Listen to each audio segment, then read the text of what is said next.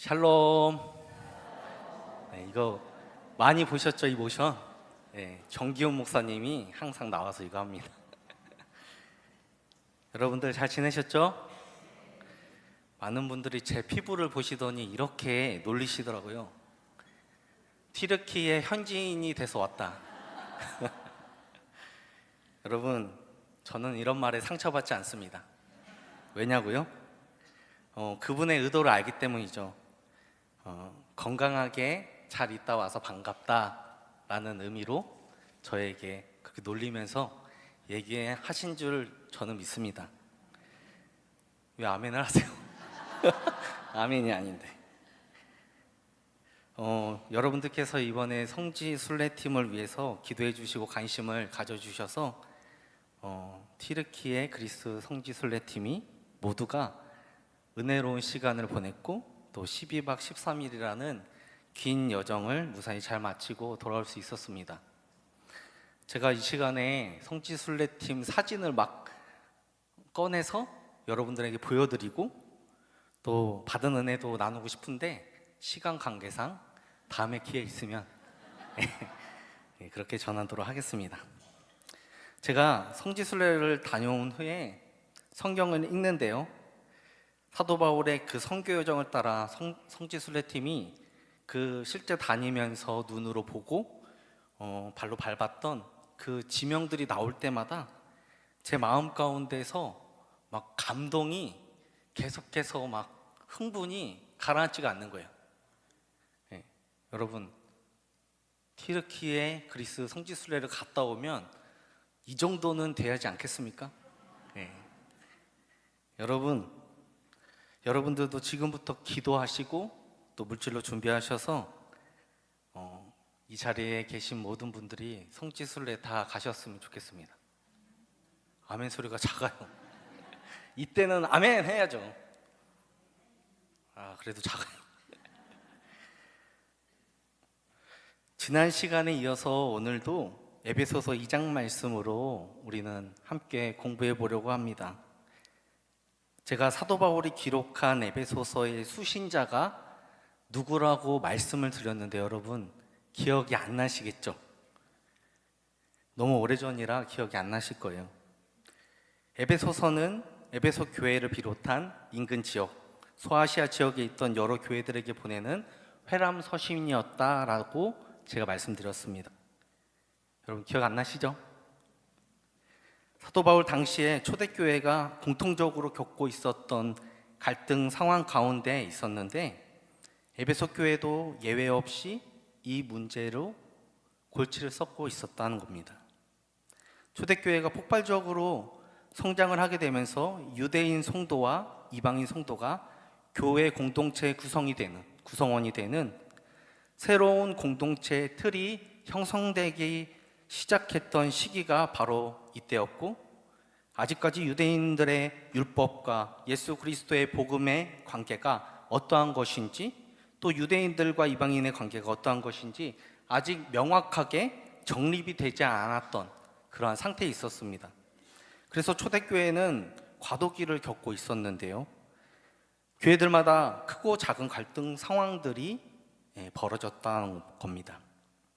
에베소 교회는 지금 튀르키예 소아시아 지역의 서해안에 위치하고 있기 때문에 그곳에 살았던 사람들은 유대인들이 많았던 게 아니라 이방인들이 주로 그곳에 거주하고 있었습니다. 그러다 보니 이방인들은 과거 구약시대에서 신약시대로 넘어가는 그 시기에 중간 지점에 있었던 사람들이었고, 또 유대인들과 비교해 자신들의 정체성이 어떠한지를 명확하게 알지 못하는 상태에 있었습니다. 그래서 유대인 출신의 성도들 중에서는 이러한 주장을 하는 사람들이 있었습니다. 할례와 같은 그 율법 규정을 지켜서 유대인이 먼저 되어야만 하나님의 언약 백성이 될 수 있다. 이러한 유대인들의 생각들이 만행했다는 것이죠. 그래서 이방인 출신의 성도들로 하여금 그들이 가진 믿음에 대한 의구심을 들게 했습니다. 그럼 나는 온전한 성도가 되지 못한 것일까? 이런 생각들이 그들 가운데 굉장한 부담감으로 느껴졌을 것입니다. 그들의 신앙생활에 엄청난 위축을 가져왔을 것으로 생각이 되어지는데요. 그렇게 율법의 규정에만 매여 있는 유대인들을 이방인들은 그냥 무시할 수가 없었습니다. 왜냐하면 그 이방인들에게 복음을 전해준 것은 바로 유대인들이었기 때문이죠. 만약 자신들이 유대인들을 무시해버리고 경멸한다면 그것은 자신들이 가진 교만이라고 그들은 생각했습니다. 그래서 이러지도 저러지도 못하는 애매한 상황 가운데 놓였던 이방인들에게 율법과 복음의 관계를 정립해주고 또 이방인과 유대인들 간의 그 관계를 정립한다라는 것은 그들의 정체성이 달린 매우 중대하고 시급한 시안이었다는 겁니다. 이러한 에베소 교회의 고민을 누구보다도 잘 알고 있었던 사도 바울은 오늘 본문 말씀을 통해서 이방인 성도들을 향해서 말씀을 전합니다. 먼저 바울은 예수님이 오셔서 행한 일들이 그들에게 어떤 의미가 있는지를 더욱 구체적으로 확실히 일깨워 주고자 합니다. 그래서 바울은 하나님이 예수 그리스도로 말미암아 에베소에 있는 성도들을 구원하셨으며 또 그들을 하나님의 자녀로 삼아 주셨다고 말씀합니다. 그러면서 오늘 본문 말씀을 계속해서 이어가고 있는데요. 바울은 예수님의 사역의 또 하나의 아주 중요한 의미에 대해서 이야기를 하면서 당시 에베소 교회가 겪고 있었던 정체성의 혼란에 대한 해답을 제시해 줍니다. 당시 1세기에 과도기를 겪고 있었던 에베소 교회의 상황을 누구보다도 잘 알고 있었던 사도 바울. 그들의 고민에 어떠한 대답을 했는지, 그리고 그 답이 오늘날 이 시대를 살아가고 있는 저와 여러분들에게, 교회로 살아가고 있는 저와 여러분들에게 어떠한 의미를 가져다 주는지 함께 알아가는 시간 되기를 바랍니다. 먼저 오늘 본문 11절을 보면 사도 바울은 그러므로 생각하라 라는 말씀으로 메시지를 시작합니다. 그럼 바울은 무엇을 생각하라고 말씀하고 있습니까? 앞에서 바울이 전했던 메시지가 무엇이었습니까? 허물과 죄로 죽었던 자들이 하나님의 긍휼과 은혜와 그 사랑으로 아무 공로 없이 거저 구원을 받았으니 이제 너희가 구원받기 이전의 상태가 어떠했는지를 생각해보라 말씀합니다. 그러니까 바울은 하나님께서 그들로 하여금 선한 일을 하며 살아가도록 그 은혜로 그들을 구원하셨다고 말씀합니다. 다시 말해 하나님은 그들로 하여금 하나님의 목적대로 삶을 살아가도록 하시기 위해서 손수 그들을 구원해 내셨다는 겁니다. 사랑하는 성도 여러분, 이방인들에게 구원받아야 할 어떤 권리나 자격이나 공로가 전혀 없었으며 이 모든 일은 전적으로 하나님께서 자신의 뜻을 위하여 그들을 사랑으로 건져내 주셨습니다. 그러므로 그 진리를 그들이 먼저 잘 생각해 보기를 사도 바울은 원한 것입니다. 그러면서 바울은 그때에 예수 그리스도를 믿기 이전에 그들의 상태가 어떠했는지를 적나라하게 밝히고 있는데 그 말씀이 오늘 본문 11절 말씀입니다. 우리 함께 읽어보겠습니다. 시작. 그러므로 생각하라. 너희는 그때에 육체로는 이방인이요 손으로 육체에 행한 할례를 받은 무리라. 칭하는 자들로부터 할례를 받지 않은 무리라 칭함을 받은 자들이니라. 이 말씀은 당시 유대인들이 얼마나 철저하게 자신들과 이방인을 구분지었으며 또 이방인들을 저평가를 했는지를 단적으로 보여주는 말씀입니다. 세번역 성경을 보니까 더 이해하기 쉽게 나왔더라고요. 손으로 육체에 행한 할례를 받은 사람이라고 뽐내는 이른바 할례자들에게 여러분은 무할례자들이라 불리며 따돌림을 당했습니다. 당시 신실한 유대인들 중에는 자신들이 이방인으로 태어나지 않은 것에 대해서 정말로 감사하다고 매일 기도를 드린 사람들도 있었습니다. 그런데 우리가 여기서 주목해 봐야 할 것이 뭐냐? 바울이 유대인들을 가리켜서 단순히 할례 받은 사람이 아닌 손으로 육체에 행한 할례를 받은 사람이라고 표현하고 있다는 겁니다. 여러분, 육체의 할례라고 하는 것은 마음의 할례를 드러내기 위한 수단일 뿐 그 자체로는 아무 의미가 없다는 겁니다. 아무 효력이 없는 것이죠. 그런데 그런 육체의 할례를 유대인들은, 특히 남성들은 절대적으로 중요하다고 여겨서 할례받지 않았던 이방인 성도들을 하나님의 언약 백성 안으로 들어올 수 없는 사람들이라고 믿었고 또 그렇게 손가락질하며 정죄했다는 겁니다. 그런데요, 구약 성경을 보더라도 루카 같은 이방 여인도 이스라엘 백성 안으로 들어오게 되지 않았습니까? 물론 이런 경우가 많지 않았고 또 예외에 가까웠지만 사도 바울 당시 유대교로 개종한 남자들이 할례를 받고 회당에 다니더라도 여전히 그들은 혈통적 유대인들보다 열등한 존재로 여겨지곤 했습니다. 그런데 바울은 오늘 본문 13절에 예수님으로 이러한 상황들이 180도 바뀌었다고 말씀합니다. 오늘 본문 13절 말씀입니다. 이제는 전에 멀리 있던 너희가 그리스도 예수 안에서 그리스도의 피로 가까워졌느니라. 구약 성경에 이방인들을 가리켜서 먼 곳에 있는 자들이라고 표현하고 있는데 이 표현을 바울이 가지고 와서 그들의 상황을 이렇게 설명하고 있는 겁니다.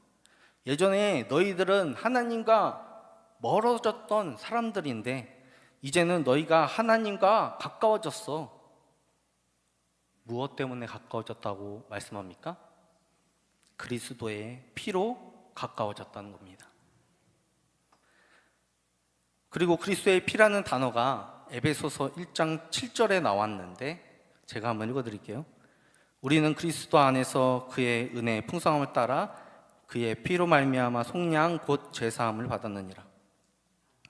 여기서 그리스도의 피는 예수님이 우리를 위해서 십자가에서 대신 죽으셨다라는 것, 그것이 바로 우리의 죄를 사했다고 말씀합니다.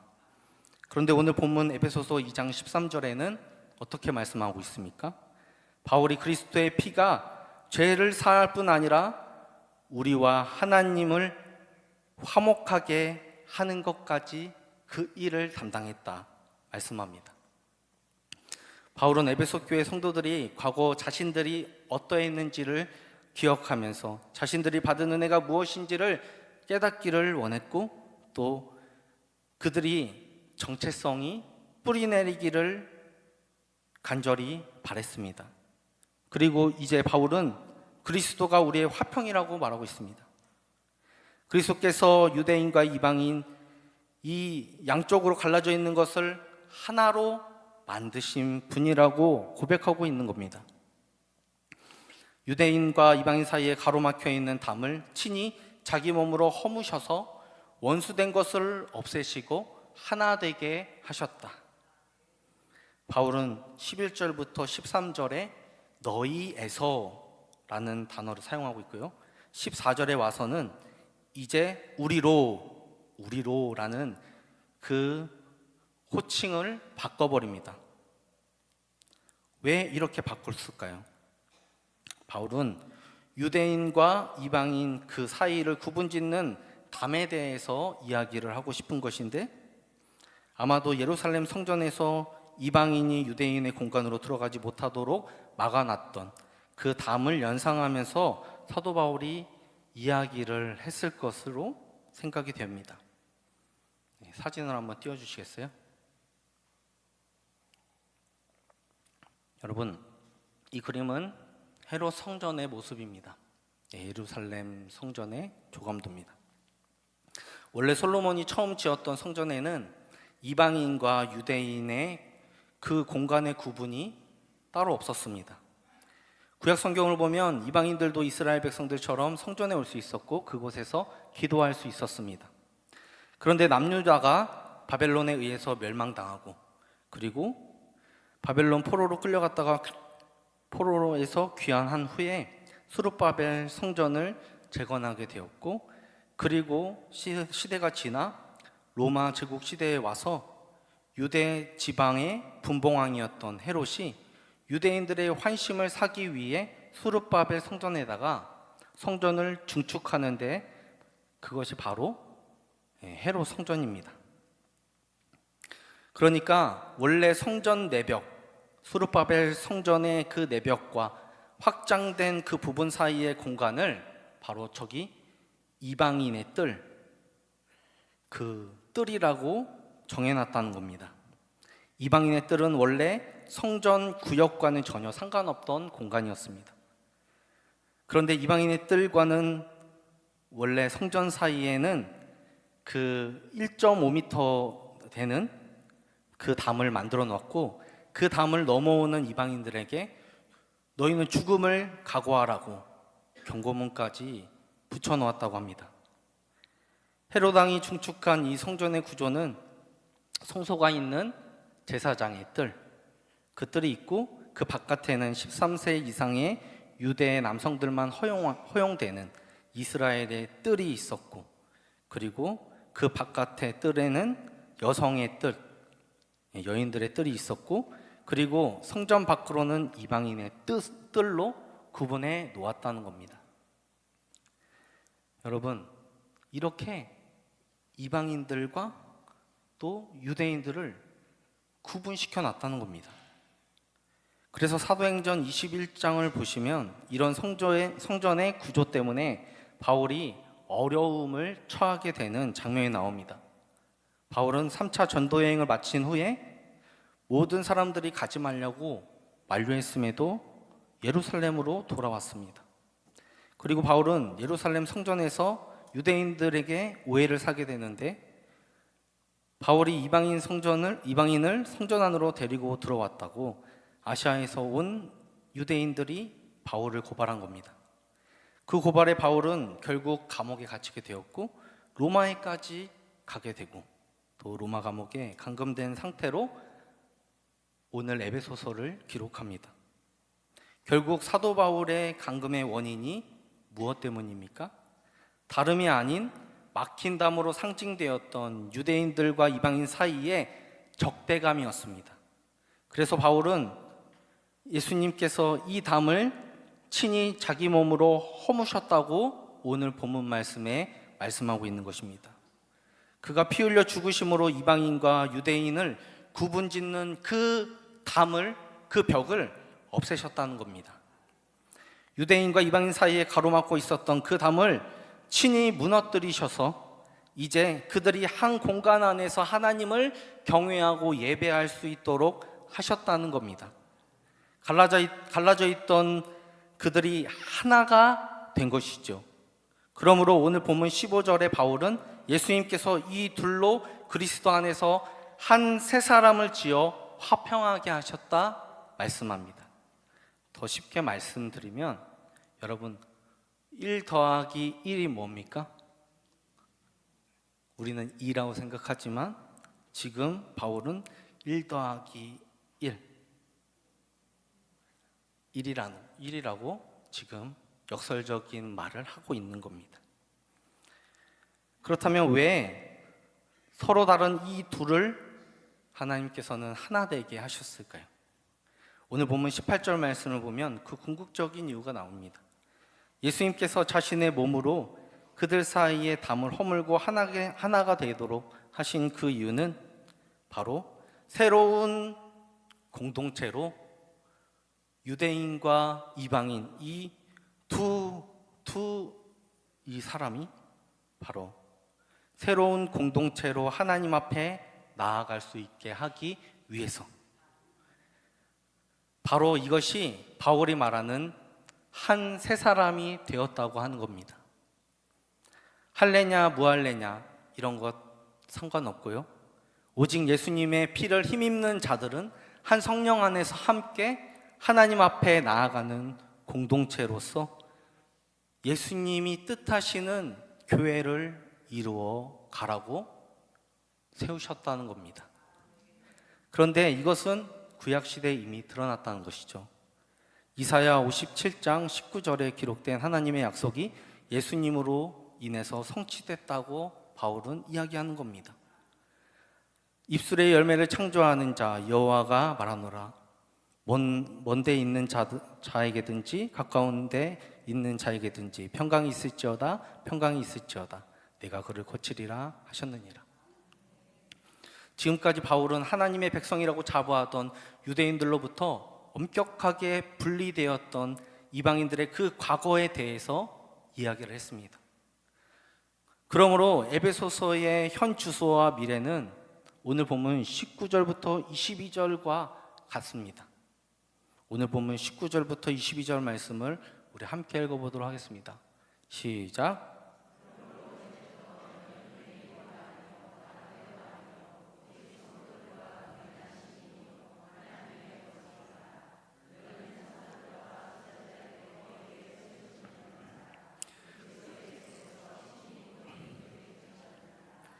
그의 안에서 건물마다 서로 연결하여 주 안에서 성전이 되어가고 너희도 성령 안에서 하나님이 거하실 처소가 되기 위하여 그리스도 예수 안에서 함께 지어져 가느니라.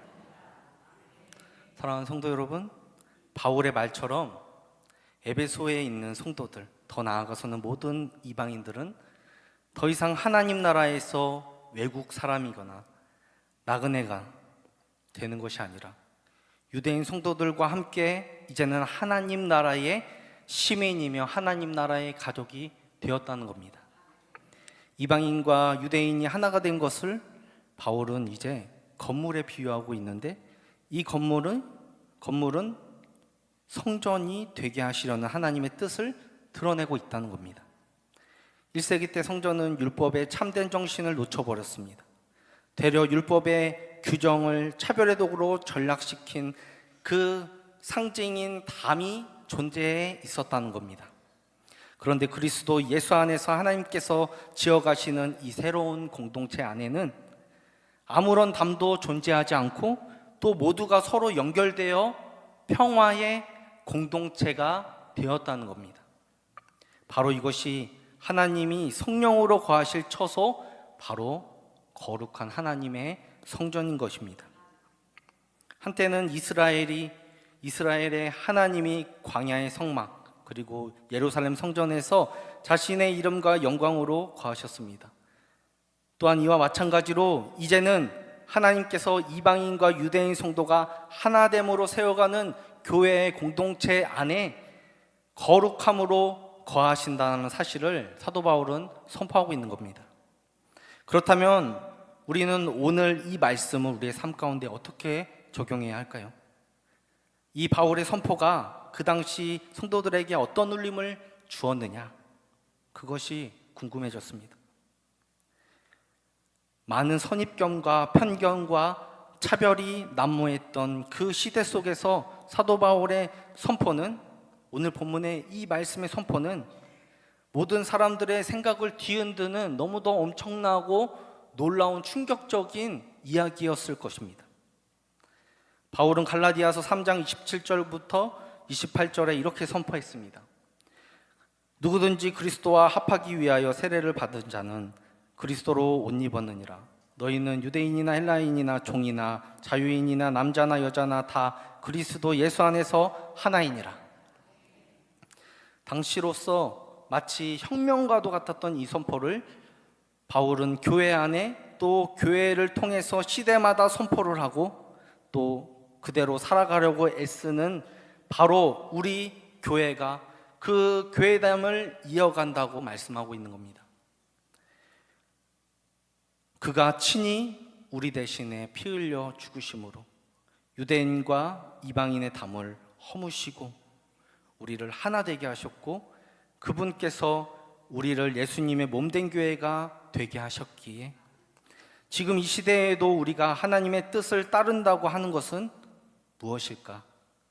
우리 공동체 안에 존재하는 모든 담을 허물어 버리고 교회를 하나 되게 하기 위한 지속적인 우리의 노력들이 필요하다라는 것을 우리 가운데 말씀해 주고 있는 겁니다. 그러므로 교회 안에서 인종, 신분, 나이, 성별, 학력 이런 것이 의미가 있습니까? 의미가 없습니다. 유대인이었던 바울 또한 십자가로 담을 허무신 예수님의 뜻을 따라 이방인의 사도로 헌신했습니다. 그리고 이방인을 하나님의 백성으로 부르시는 하나님의 뜻을 따라서 이방인들에게 복음을 전하며 교회를 세우는 일에 자신의 삶을 헌신했습니다. 사도 바울의 삶이 그러했다는 겁니다. 그렇다면 하나가 된 것은 모두가 똑같은 의견, 똑같은 성향을 가져야 한다는 것일까? 그렇지 않죠. 오히려 다른 사람들이 나와는 조금 다른 생각, 조금 다른 성향을 가지고 있다라는 것을 우리는 그대로 받아들이고 그들의 생각과 성향을 수용하고자 하는 그 마음을 가져야 합니다. 그런데 우리는 지금 이 순간에도 모두가 같은 생각을 해야 한다고 생각합니다. 바로 내 기준에서 모든 사람들이 다 그렇게 움직여야 된다고 우리는 생각합니다. 그런데 이런 생각들이 오히려 하나됨을 가로막는 장애물이 될 수 있다는 겁니다. 여러분, 본질적인 진리에 대한 동일한 믿음이 우리 가운데 있다면, 우리에게 예수님을 주님이라 고백하게 하시면서 교회를 이루도록 하셨다면, 교회를 세우도록 하셨다면, 그 다음에 부차적인 부분들은, 그러한 서로 다른 차이들은 우리가 서로 이해하며 한 단계 한 단계 뛰어넘을 수 있는 저와 여러분들이 되어야 할 것입니다. 그럼 구체적으로 어떤 부분에서 우리가 하나 되기를 힘써야 할까? 각자 처한 상황이 여러분 다 다르잖아요. 그래서 저 나름대로 한번 생각을 해봤는데, 먼저 서로의 다름을 인정하고 받아들이고 또 존중하는 것, 그것이 필요합니다. 필요하지 않는 게 아니라 필요합니다. 그런데 그것보다 더 우선이 되어야 할 것이 뭐냐? 상대방을 잘 아는 것이 중요하다. 먼저 이해하기보다 다른 사람들과의 그 관계 가운데에서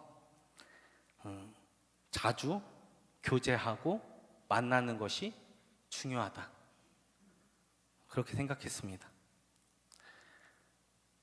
여러분, 자주 만나야 미운 정도 생긴다는 거죠. 그 사람의 상황과 형편을 내가 어떻게 알 수 있겠습니까? 자주 만나서 대화를 나눠보고 서로의 감정과 마음을 공유해야만 알 수 있게 되는 것이죠. 여러분, 눈빛만 봐도 알 수가 있어. 어떻게 알 수가 있어요? 서로 관계가 잘 맺어져 있어야지 눈빛만 봐도 알 수가 있는 거 아닙니까? 말하지 않아도 알아요. 어떻게 해요? 어떻게 할 수 있어요? 서로 자주 만나야 되죠. 서로 대화를 나눠야 합니다. 여러분, 우리가 실천해야 할 것 한 가지, 불편한 관계 가운데 있는 그 사람과 더 자주 만나고 식사해 보세요. 그러면 자연스럽게 관계가 풀리게 되지 않을까. 그것도 하나의 방법이라는 것을 말씀드렸습니다. 그렇게 상대방과 만나게 되었을 때 여러분, 그 사람의 생각과 내 생각이 다를 수 있어요. 여러분, 그때 당황하지 마시고 마음속으로 이렇게 외쳐보세요. 그래, 저 사람은 나랑 달라. 그래, 인정하자. 우리 모두가 자라온 환경과 문화와 배경, 이 모든 것들이 다 다릅니다. 그러니까 서로 다를 수밖에 없다는 것은 당연히 우리가 인정해야 합니다. 내가 가진 그 고정관념이 절대적이라는 그러한 신념도 결국 나와 다르다라는 것을 거부하게 만들고, 또 내가 이해하려고 노력하기 전에 이미 다른 사람을 판단하고 정죄하는 그러한 비판하게 만드는 요인으로 작용할 수 있다는 겁니다. 여러분, 하나됨을 위해서 애쓴다라는 것은 곧 나와 다른 모습, 다른 생각을 가진 것에 대해서 가급적이면 이해해 보려는 그 노력, 그 자체를 말하는 겁니다. 그렇게 하는 것이 상대에 대한 존중의 표현이죠. 그래서 우리는 내 안에 자리 잡고 있는 그 교만과 오늘도 부단히 싸워야 합니다. 내가 가진 고정관념을 조금씩 내려놓고자 하는 결단이 우리에게 필요하겠습니다. 이 모든 과정에서 하나님의 도우심을 구하며 성령의 인도하심을 받고 따르고자 하는 것이 바로 하나됨을 지키는 그리스도인들이 가야 할 길임을 저는 믿습니다. 오늘 말씀을 정리하겠습니다. 바울은 교회 공동체를 성전으로 표현하고 있습니다. 교회는 하나님이 세상을 창조하시고 돌아보시며 세상을 구속하시고 또 회복시켜 가시는 하나님이시라는 것을 우리 안에서 서로 관계 속에서 회복을 통해서 드러나도록 우리 가운데 허락해 주신 공동체, 바로 교회가 그런 공동체라는 것을 말씀해 주고 있습니다.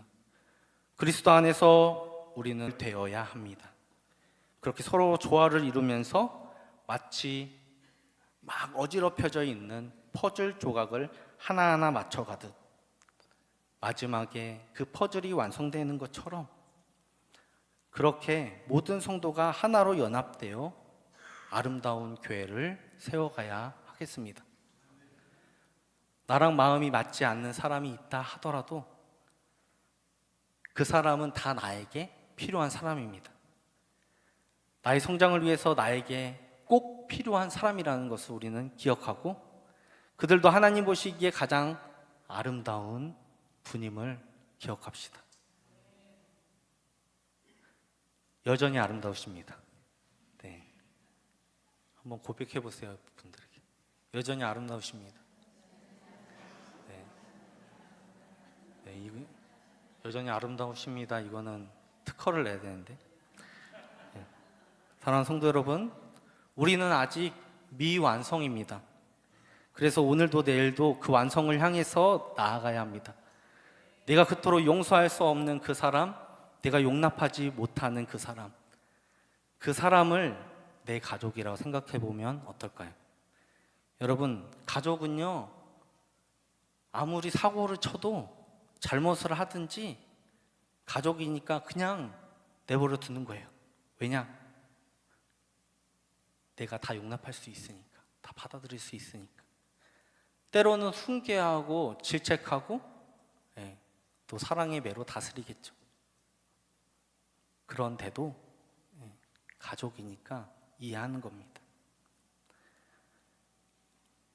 내 옆에 계신 분들을 한번 바라보세요. 나의 성장을 돕고 또 함께 나와 성장하고 있는 사람입니다. 한 분밖에 안 해요. 여러분, 그러니까 옆에 분들에게 더 잘해야겠죠. 잘하세요. 저는 우리 낙원제일교회가 이 시대에서 부흥하는 교회로, 선교적 교회로 나아가기 위해서 무엇보다 한 성령 안에서 하나 되게 하신 그리스도의 몸을 아름답게 세워가며